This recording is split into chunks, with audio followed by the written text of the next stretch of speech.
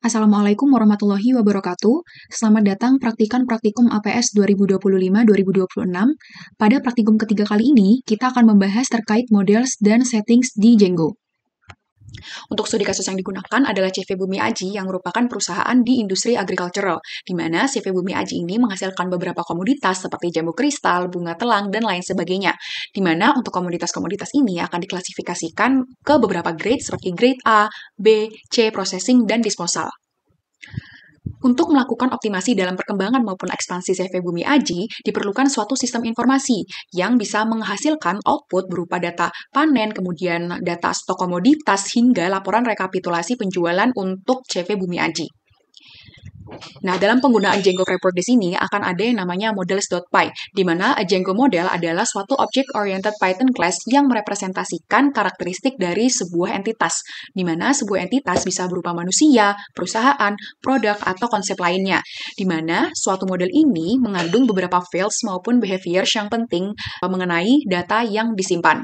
Berikut beberapa entitas yang akan digunakan, yaitu entitas mitra, panen mitra, detail panen mitra, komoditas, di mana untuk entitas mitra sendiri ini akan memiliki beberapa atribut, seperti ID mitra sebagai primary key, kemudian nama mitra, alamat mitra, nomor telepon, kemudian tanggal awal bermitra, durasi kontrak, kemudian luas lahan, serta status, dan beberapa atribut lain untuk masing-masing entitas nantinya. Perlu dipahami pula mengenai user authentication and permissions, di mana autentikasi sendiri adalah suatu aksi memverifikasi identitas dari user. Kita memvalidasi siapa saja yang bisa mengakses data kita. Sedangkan autorisasi adalah memutuskan apakah user tersebut diberikan permission atau diizinkan untuk melakukan suatu aksi, seperti create, read, update, atau delete. Baik, yang pertama, teman-teman buka file Explorer, kemudian create new folder, di mana nama foldernya sendiri bisa dinamai praktikum 3 underscore full name underscore group xx. Setelahnya, kita akan membuka Visual Studio Code, bisa melalui command prompt seperti ini, cmd, lalu ketikkan code, spasi, titik, dan di-enter saja. Akan terbuka folder yang sebelumnya kita buat di VS Code. Nah, di sini teman-teman bisa membuka New Terminal dengan mengarah ke titik 3, terminal, kemudian New Terminal, atau shortcutnya bisa klik Ctrl Shift Backtick. Nah, di sini kita akan membuat project-nya dengan nama Bumi Aji, sehingga bisa kita ketikkan Django admin start project Bumi Aji. Nah, dalam Django file structure itu ada project yang akan berisi beberapa apps. Di sini, setelah kita udah buat project-nya, akan muncul folder Bumi Aji di sini. Dan untuk membuat app-nya, kita ketikkan dulu cd Bumi Aji. Nah, setelahnya apabila sudah muncul path-nya seperti ini, kita baru membuat si app-nya bernama Guava. Jadi bisa sama diketikkan Django admin, kemudian start app, Guava. Nah, setelah kita membuat project dan app-nya, di sebelah kiri kalian bisa lihat ada project Bumi Aji dan app Guava dengan kelengkapan-kelengkapan yang sudah disediakan oleh Django Framework ini. Selanjutnya, akan ada beberapa role yang memiliki akses ke sistem informasi kita. Di antaranya ada admin, owner, karyawan inspeksi, serta karyawan produksi. Di mana untuk state role ini kita perlu menambahkan konteks prosesor. Nah, konteks prosesor sendiri bisa kita tambahkan dengan menambahkan file di app Guava, kemudian ketikkan konteks underscore processors.py. Nah, di konteks prosesor ini, kita akan state beberapa function untuk admin, owner, karyawan inspeksi, serta karyawan produksi. Yang pertama adalah dev is admin request, di mana dia akan mengembalikan nilai. Return is admin request.user groups.filter name sama dengan admin.access. Nah, fungsi ini tidak akan menyimpan data permanen, tetapi setiap kali ada request masuk, Django akan mengecek apakah user termasuk ke dalam grup admin di database. Jika iya, nilai isAdmin akan bernilai true. Jika tidak, maka false. Nah, nilai ini kemudian dikirimkan ke template sehingga bisa digunakan untuk menampilkan atau menyembunyikan elemen tertentu di halaman sesuai peran atau role si user yang request tersebut. Nah, selain admin, di sini kita akan men-state untuk role owner, kemudian karyawan inspeksi, serta karyawan produksi. Di sini bisa Di-select aja sampai atas dengan Ctrl Shift, kemudian Alt Shift Down sebanyak 3 kali. Ini bisa di-enter saja untuk memberi jarak lainnya. Yang kedua ini akan kita ganti owner, di mana isOwner ini juga akan melakukan request grup yang dimiliki user dengan nama owner. Seperti ini. Kemudian untuk yang ketiga kita ganti dengan inspection.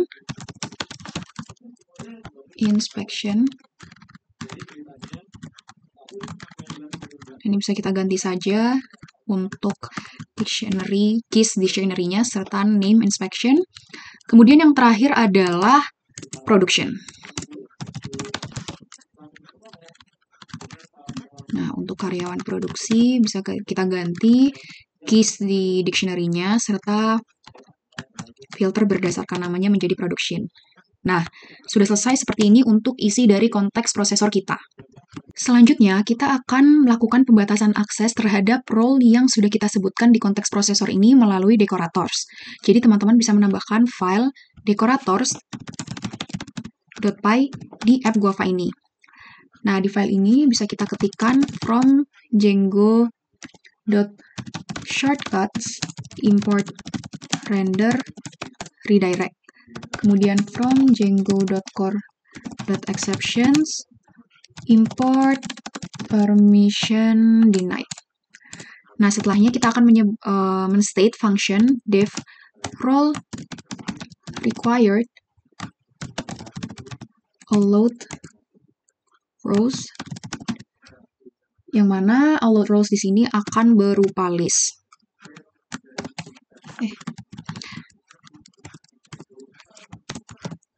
Nah, seperti ini. Kemudian def decorator func,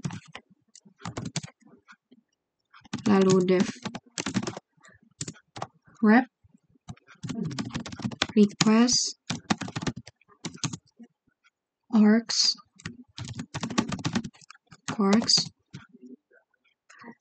dan akan kita state variable group bernilai known.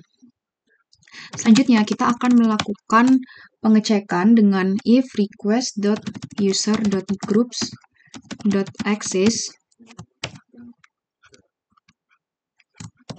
Jadi, apabila grup dari user yang sedang mengakses sistem informasi kita itu ada di pengaturan kita, maka kita akan memasukkan nilai variabel grup yang sebelumnya known bernilai grup dari user yang sedang mengakses sistem informasi kita. Bisa kita ketikkan request.user.groups.all, dan yang kita ambil apabila user tersebut memiliki beberapa grup adalah mengambil nama grup di indeks ke-0 atau nilai nama grup yang pertama. Seperti ini. .name. Nah, setelahnya kita akan melakukan pengecekan apakah variabel grup yang sebelumnya tadi udah bernilai nama grup dari user yang sedang mengakses itu ada di dalam list allowed rows. Apabila ada, maka kita akan mereturn view yang mereka request.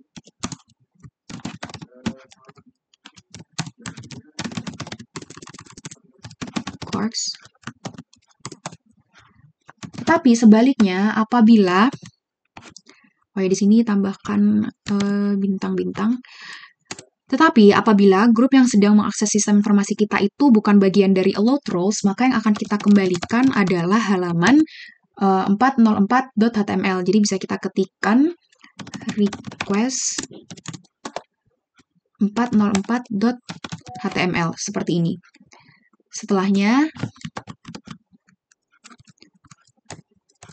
Setelahnya bisa kita ketikkan saja return wrap di baris yang sama dengan function wrap ini, serta akan kita return decorator. Bisa di-enter saja, kemudian disesuaikan dengan baris function decorator. Nah, kurang lebih seperti ini untuk isi dari file decorators.py.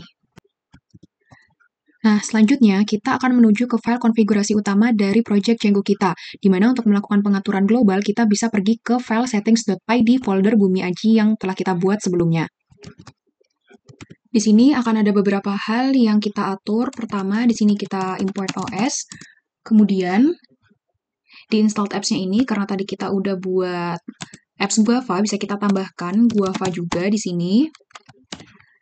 Lalu, di bagian templates, karena kita udah menambahkan konteks processors dari admin, owner, dan lain sebagainya, bisa kita tambahkan juga Guava dot context underscore processors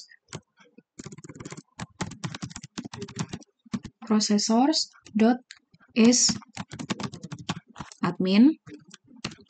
Nah, di sini bisa kita langsung Alt Shift dan sebanyak 3 kali, di mana kita akan membuat untuk karyawan dan owner juga. Owner, kemudian karyawan inspeksi, serta karyawan produksi. Nah, selain ini, kita juga akan mengatur file static, di mana untuk static sendiri ini bisa kita tambahkan static files underscore dirs sama dengan os.pet.join with static. Folder ini atau folder static akan berada di direktori basis Django kita, dan folder static ini akan menyimpan seperti CSS, JavaScript, images, atau template lain yang kita gunakan untuk sistem informasi kita. Nah, kurang lebih seperti ini untuk settings dari settings.py kita. Selanjutnya kita akan membuat folder static yang setara dengan folder Bumi Aji serta Guava di sini, di mana folder tersebut akan kita gunakan untuk menyimpan styling dari sistem informasi kita nantinya. Jadi di bagian folder Bumi Aji ini bisa kita tambahkan folder baru bernama static. Nah, setelahnya kita akan mengatur konfigurasi URL yang ada di project Bumi Aji ini. Kita bisa buka folder Bumi Aji, kemudian pergi ke file urls.py. Di sini, kita akan mengatur konfigurasi URL-nya. Yang pertama, udah ada kode sebelumnya, yaitu from django.contrib import admin, serta import pet. Di sini, maksudnya kita akan menggunakan fitur admin bawaan dari Django Framework, dan kita akan menambahkan include di sini. Nah, URL pattern sesuai penjelasan yang sudah tersedia di file ini akan berisi list rute-rute URLs yang mengarah ke views, di mana views ini akan kita jelaskan di video selanjutnya. Nah, setelahnya kita bisa tambahkan pet default, yaitu kosongan, seperti ini, di mana apabila terdapat request dari user dengan pet kosong di address bar-nya, akan mengarah ke file URLs yang ada di apps kita, yaitu Guava. Jadi bisa kita ketikkan guava.urls seperti ini. Nah, apabila sudah, kita bisa mengatur URLs dari app Guava kita. Di sini, folder Guava kita tambahkan file baru bernama urls.py. Nah, seperti ini. Setelahnya, kita akan mengatur isi dari urls.py di apps kita. Kita bisa import dulu function pet yang ada di modul django.urls, serta from import views. Sama seperti di file urls.py sebelumnya, kita definisikan dulu URL patterns yang akan berisi list URL yang akan kita gunakan nantinya. Di mana list URL ini akan kita hubungkan antara template HTML kita dengan logika views yang kita miliki. Tetapi untuk penjelasan views maupun models akan dijelaskan berikutnya, dan kira-kira seperti ini settingan dari environment Django kita sebelum kita menuju ke pembuatan models.py nantinya.